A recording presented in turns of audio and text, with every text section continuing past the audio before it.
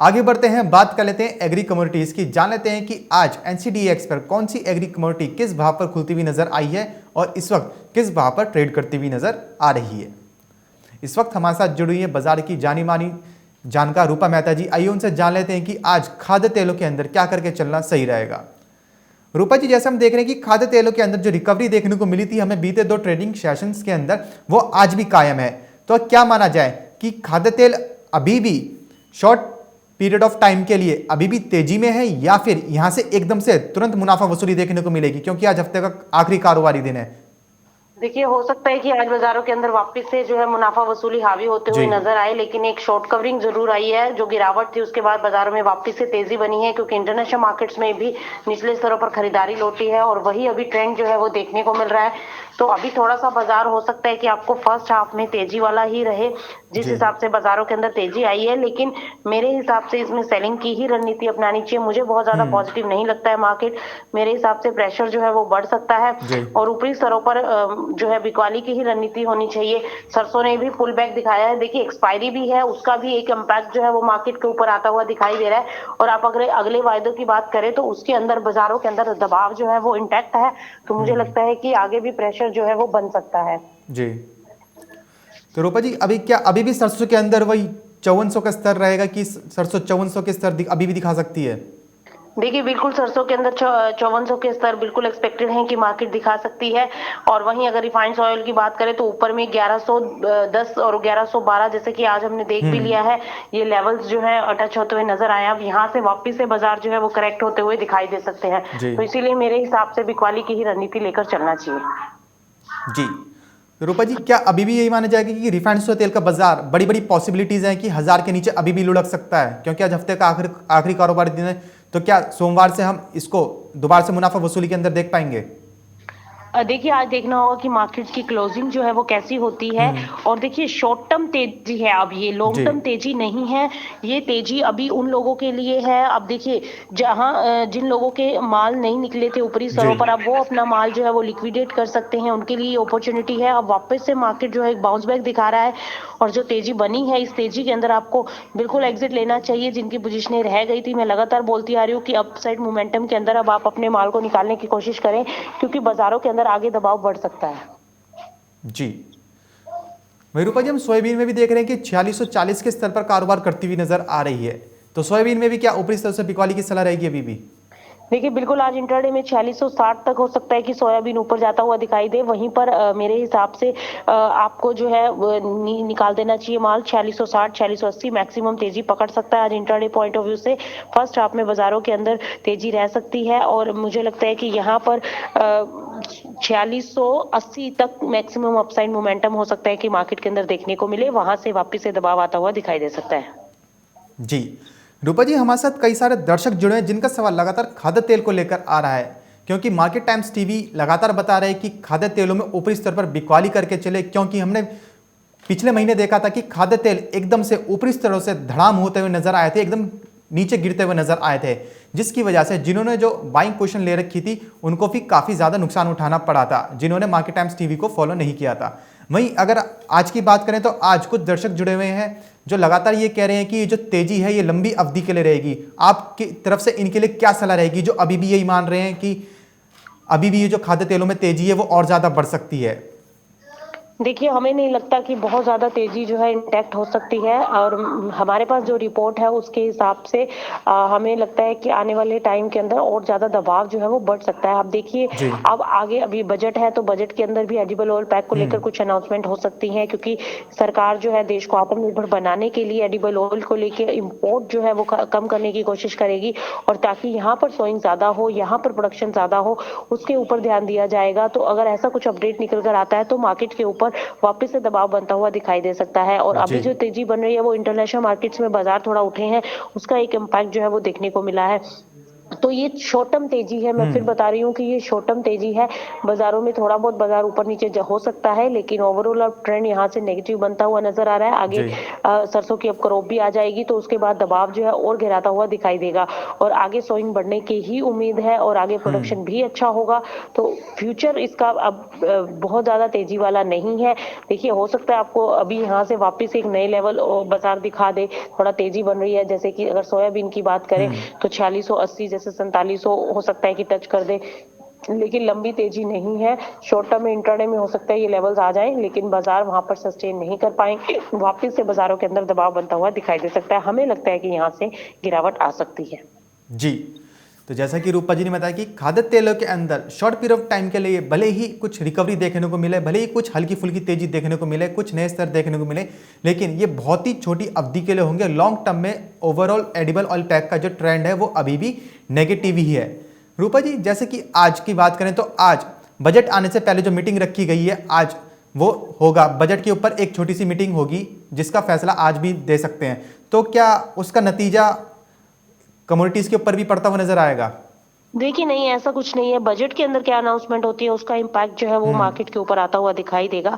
ये तो अभी फिलहाल जो मीटिंग है, डिस्कशंस हैं कि जी। क्या बजट में इंडस्ट्रीज की क्या डिमांड है, वो अपने जो है व्यूज रख रहे हैं सरकार के सामने, और कैसे होना चाहिए ये उसके ऊपर है। लेकिन अभी बहुत as of now commodity market के ऊपर इसका कोई बहुत ज्यादा इम्पैक्ट आता हुआ दिखाई नहीं देगा।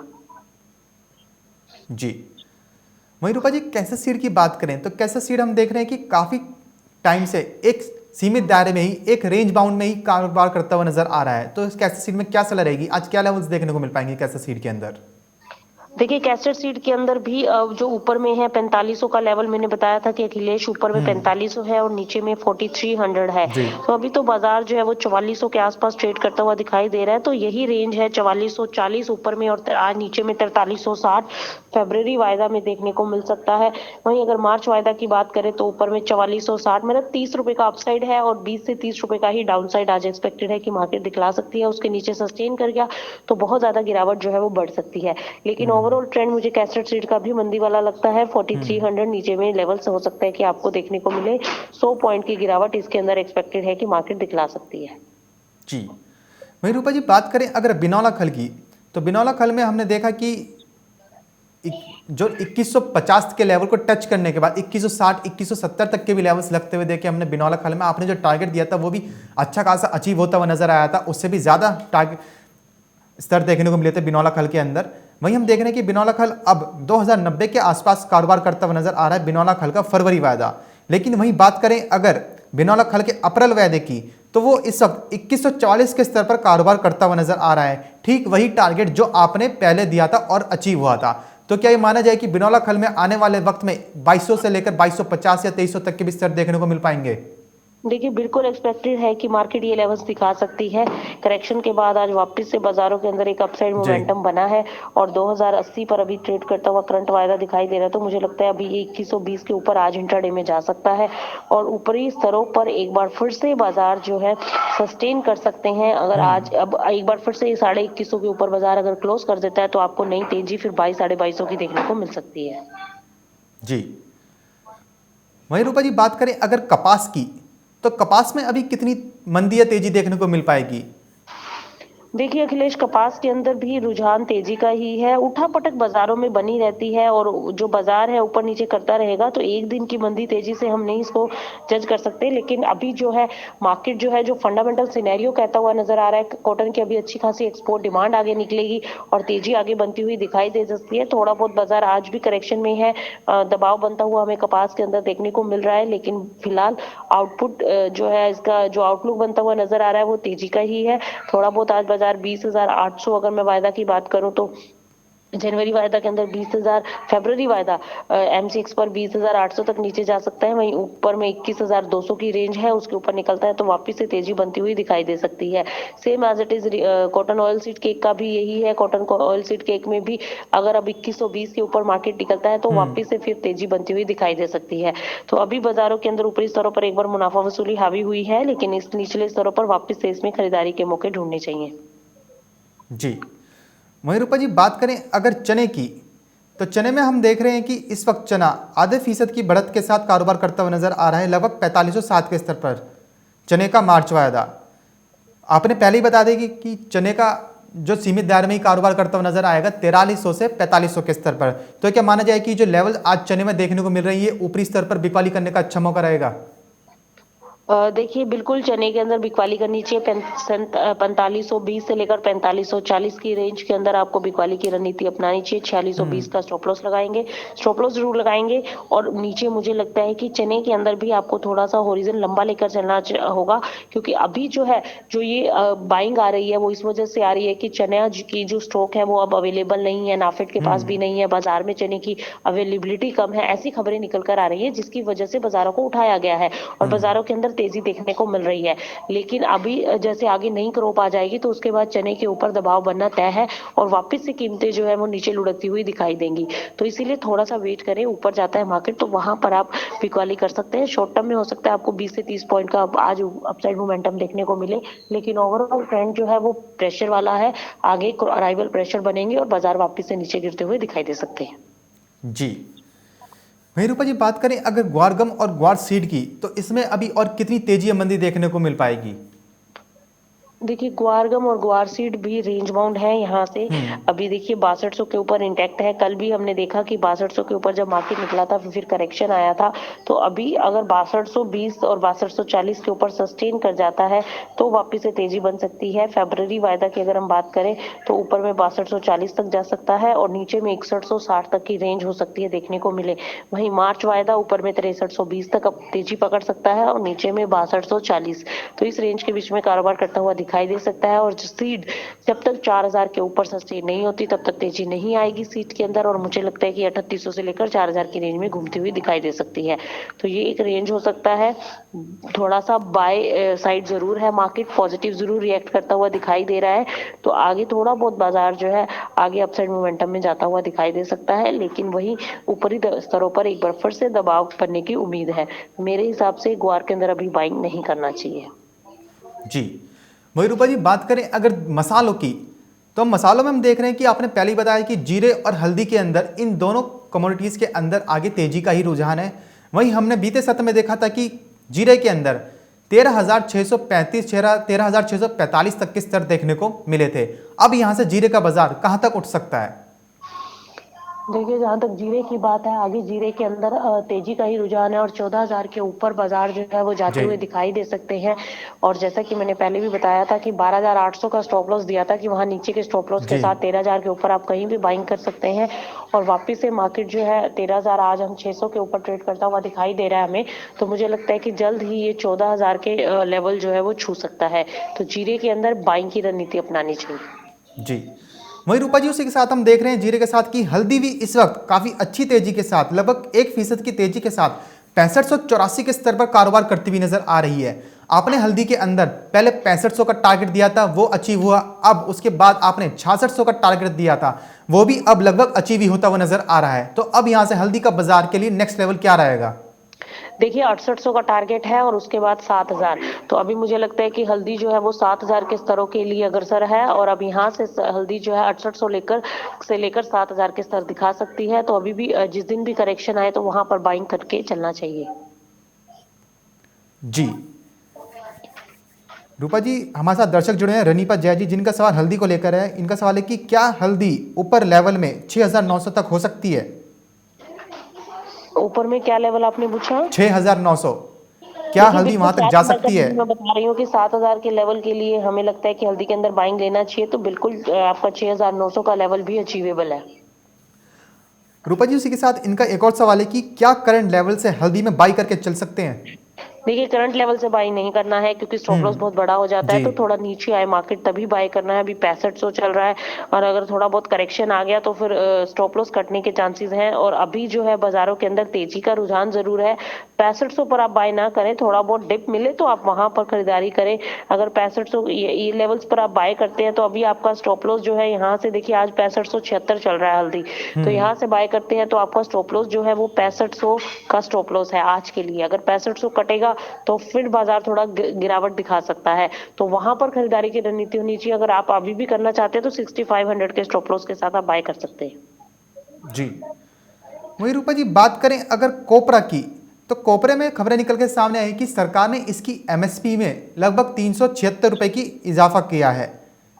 तो अब यहाँ से कोपरे का जो बाजार है और कोपरे के जो किसान हैं उनको कितना मुनाफा मिल पाएगा? देखिए, एमएसपी बढ़ाया है, ये किसानों के लिए अच्छी बात है, राहत की बात है कि अब देखना ये होगा कि एमएसपी पर सरकार के द्वारा कितनी खरीद की जाती है।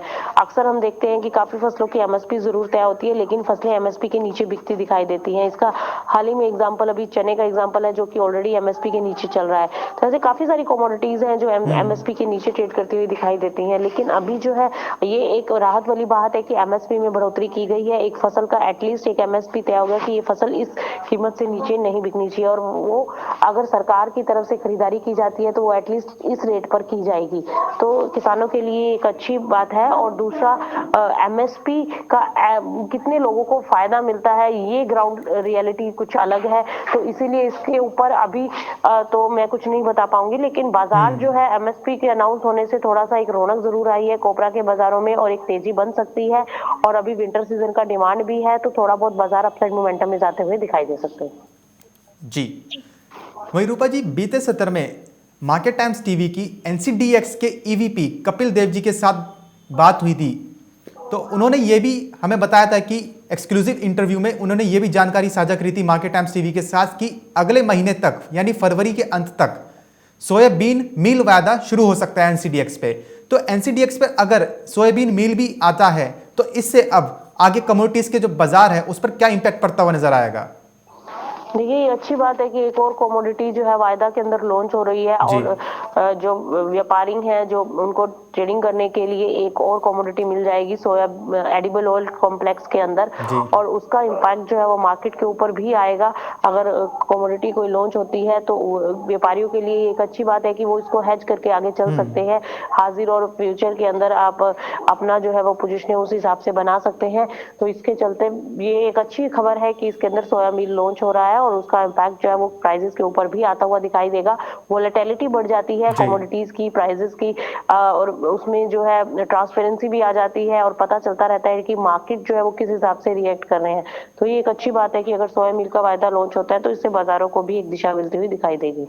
जी, और रूपा जी, उसी के साथ पहले सोयाबीन ट्रेड हो रही है एनसीडीएक्स पे, फिर रिफाइंड सोया तेल भी है, और अब सोयाबीन मील के आने से ये जो सोयाबीन की जो बास्केट है वो भी कहीं ना कहीं एक पूरी होती हुई नजर भी आएगी। जी बिल्कुल। तो सोयाबीन एडिबल ऑयल कॉम्प्लेक्स जो है वो ऑलमोस्ट सभी जो है वो ट्रेड होते हुए दिखाई देंगे। और जैसा कि हम देख भी रहे हैं, एडिबल ऑयल का सीपीओ भी ट्रेड होता है, और सरसों भी है, रिफाइंड सोया भी है, सोयाबीन भी है। तो सोयाबीन मील की एक कमी है, वो भी आ जाएगा, तो डेफिनेटली ये बास्केट कंप्लीट हो जाएगा। जी, वहीं रूपा जी, अब आपसे आखिरी सवाल रहेगा कि आज के लिए ऐसी कौन सी एग्री कमोडिटीज रहेंगी जो आज सबसे ज्यादा मुनाफे का सौदा साबित हो सकती हैं? देखिए, आज एग्री कमोडिटीज की अगर बात करें तो मुझे लगता है कि आज कॉटन ऑयल सीड केक के अंदर तेजी वापस से बन सकती है, और 2120 तक आज कॉटन ऑयल सीड केक जा सकता है। वहीं हल्दी के अंदर भी तेजी का रुझान है, हल्दी आज 6600 के ऊपर निकल सकती है और 6680 तक का टारगेट छू सकती है। तो ये दो कमोडिटीज हैं। और वहीं एडिबल ऑयल पैक के अंदर अगेन मुझे लगता है कि ऊपरी स्तरों पर बिकवाली की रणनीति बनानी चाहिए। जी, बहुत बहुत शुक्रिया रूपा जी हमारे साथ जुड़ने के लिए और जानकारी साझा करने के लिए।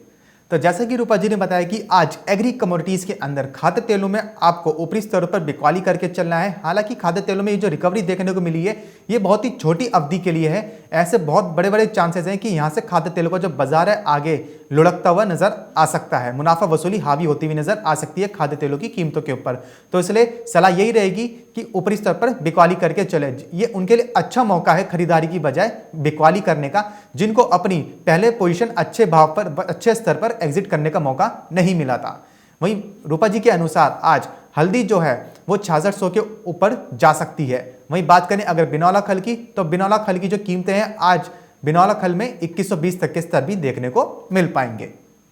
तो फिलहाल सिलसिला बाजारों का में बस इतना ही, कहीं जाएगा नहीं क्योंकि खबरों का सिलसिला यूं ही बना रहेगा मार्केट टाइम्स टीवी पर।